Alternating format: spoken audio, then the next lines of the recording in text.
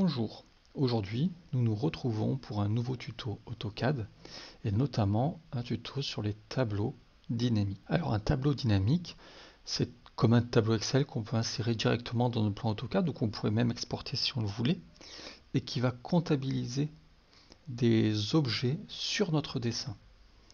Je vais vous faire ici deux exemples, un premier pour compter des blocs et un second tableau pour compter des surfaces. Alors c'est parti, on y va pour les blocs.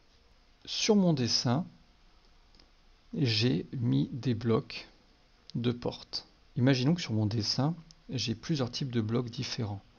Par exemple, au niveau des menuiseries, j'ai des portes à double battant, des portes qui s'ouvrent à 1/3, 2/3, des portes simples, là c'est la porte d'un garage, des fenêtres doubles de différentes tailles, des fenêtres simples, et que je veuille pouvoir comptabiliser tout ça sans avoir à aller chercher, ok, ça c'est quel bloc, ça c'est quel bloc, et les noter sur un papier. Je voudrais quelque chose qui comptabilise automatiquement mes fenêtres et qui en plus puisse se mettre à jour. Si je supprime une fenêtre, si j'en change une sur mon plan, que je n'ai pas à retaper le tableau. Tout ça se ferait à jour automatiquement. Tout cela se mettrait à jour automatiquement. Je vais pouvoir faire cela avec un tableau dynamique. Alors je vais commencer simplement. Ici dans Annotation, j'ai les tableaux. Je les trouverai également dans Annoter, Tableau, ça va revenir au même. Donc là c'est juste le style de tableau que je veux. Je peux aller créer un nouveau style de tableau. Donc là je vais sélectionner Tableau. Et cela m'ouvre une fenêtre.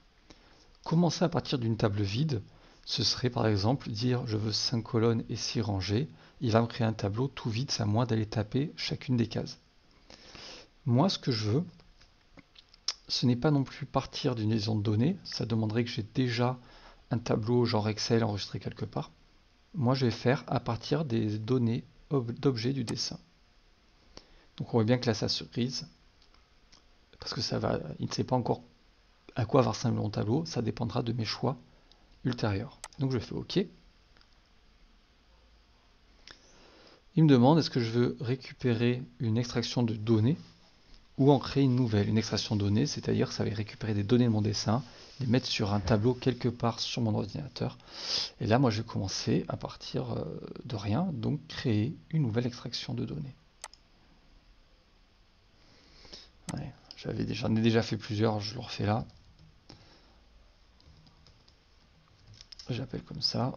Fichier DXE, je touche à rien, donc ça se met dans mes documents. Là, je pourrais choisir où est-ce que j'enregistre.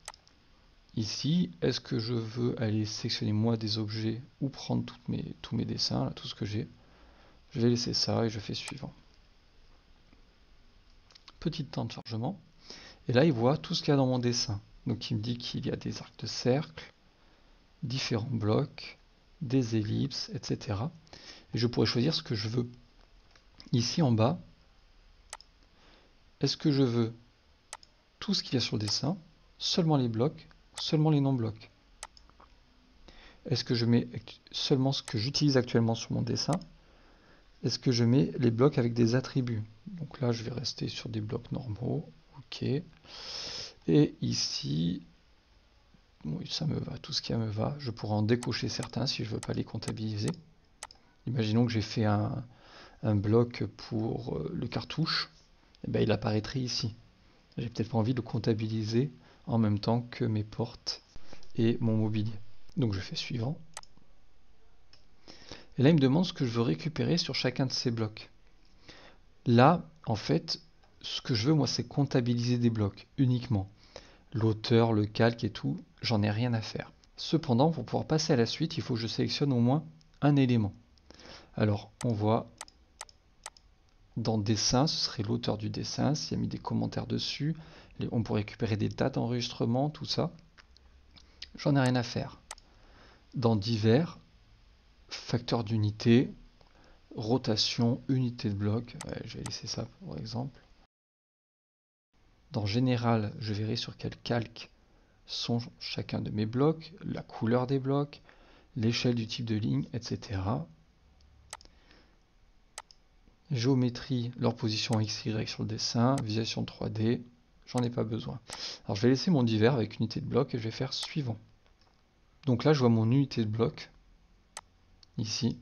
En fait j'en ai rien à faire, donc je vais aller lui dire que je masque la colonne. Ici je pourrais intervertir les deux, les ranger par nombre par exemple. Combiner les rangées identiques, tout simplement là je vois que j'ai une porte en 50-50, 260. Ça va me mettre une ligne. Quand je les combine, ça me fait ça. Ça les regroupe, ce qui me permet de les comptabiliser. Donc oui, je vais afficher la colonne des numérations. Oui, j'affiche la colonne des noms. De cette façon, ça va très bien. Je fais suivant. J'insère ma table de données dans le dessin. Sinon, je pourrais l'extraire sur un fichier Excel, par exemple, pour l'envoyer à quelqu'un. Mais là, je vais le mettre sur mon dessin, carrément. Je pourrais mettre un titre, par exemple, inventaire des blocs. Allez. Et donc, alors là, mon tableau a l'air énorme, hein, on s'en moque. Je le mettrai dans une présentation ensuite, à part. Donc c'est pas grave que ce soit trop grand. Donc là, je vois bien mon nombre de portes simples en 90, c'est celles qui sont à l'intérieur là, c'est ce bloc-là. Ça me dit que j'en ai 6. Si jamais je veux en copier plein,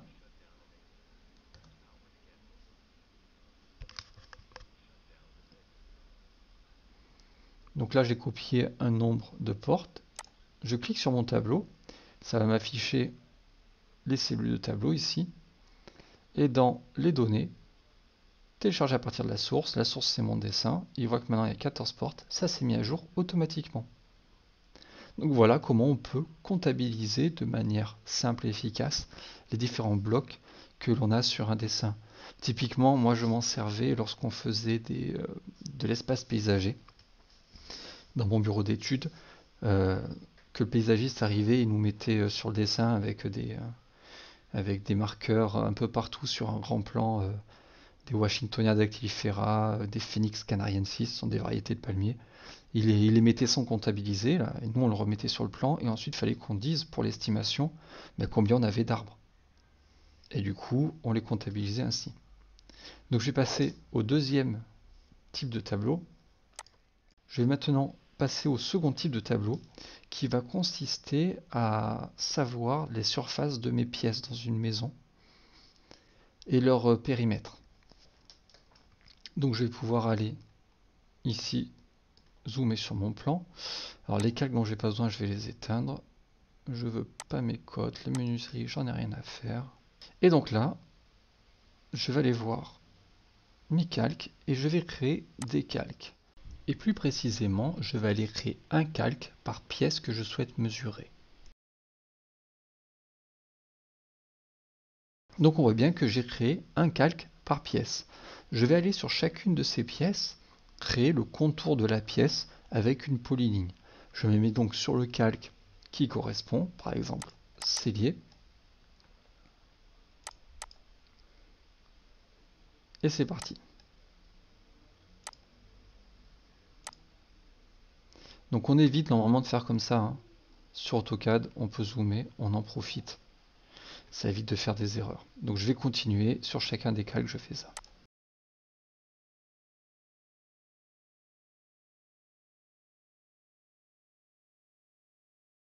J'ai créé un calque pour chacune de mes pièces. Dedans, j'ai dessiné le contour de chacune de mes pièces avec une polyligne. Je vais pouvoir faire mon tableau. Alors j'insère un tableau. Donc là, c'est toujours pareil, à partir des données du dessin. Je vais créer une nouvelle extraction de données. Je lui donne un nom, j'enregistre. Je les inclus dans le dessin actif. Et donc, comme tout à l'heure, je vois ici tout ce que j'ai sur mon dessin. Là, j'ai besoin de tout ce qui est non-bloc. Je ne veux pas des arcs de cercle, ni des cercles. Les codes, j'en ai rien à faire. Moi, ce que je veux, ce sont les polylignes, puisque c'est ce que je viens de créer. D'accord? J'ai dessiné des polylignes pour mes surfaces. C'est ce que je veux. Donc là, comme tout à l'heure, je vais pouvoir choisir ce que je désire garder comme élément. Donc là, ce qui m'intéresse, surtout sur mon dessin, ce sont les aires et les longueurs de mes polylignes, celles que je viens de tracer. Le problème, c'est que j'ai des polylignes pour tout. D'accord, mes portes sont faites avec des polylignes, le moindre trait de construction est une polyligne, et là, ça va toutes les dénombrer. Donc, je vais prendre l'aire, la longueur, et je vais aussi aller mettre le calque. Alors, je vais faire comme ça sera plus simple. Voilà. Voilà, donc j'ai bien l'aire, le calque et la longueur. Je fais suivant. Ça extrait les données. Le nombre ici, j'en ai rien à faire, donc je vais aller masquer la colonne. Je vais passer mon calque ici, R longueur, je fais comme je veux, et je vois que là, j'ai des traits sur le calque 0, c'est parce que je m'en suis servi pour créer les blocs. J'ai des traits de construction qui sont sur le calque construction, bâti, ce sont les murs, et tout ça, là, j'en ai rien à faire. Moi, ce que je veux, ce sont les polylignes que j'ai créées juste pour les calques que je voulais. Donc je vais pouvoir aller ici et ajouter un filtre. Et je vais lui dire que là, je ne veux pas 0, menuiserie, construction. Et je veux pas mes cotes non plus. Donc j'ai VCC lié, voilà. Ça sont tout. J'ai sélectionné tous les calques que je viens de créer et sur lesquels j'ai placé des polylignes. Je vais faire comme ça. Suivant. J'insère ici et je vais marquer dimension. Hop. Et donc je vois bien ici chacune de mes pièces avec les aires qui leur correspondent et la longueur, autrement dit le périmètre. Je pourrais changer ici. Alors elle est verrouillée, il faudrait que je déverrouille la cellule. Et je pourrais aller éditer. Alors j'aurais aussi pu le faire en amont, quand j'avais le choix de mettre des filtres sur les colonnes, je pouvais les renommer également.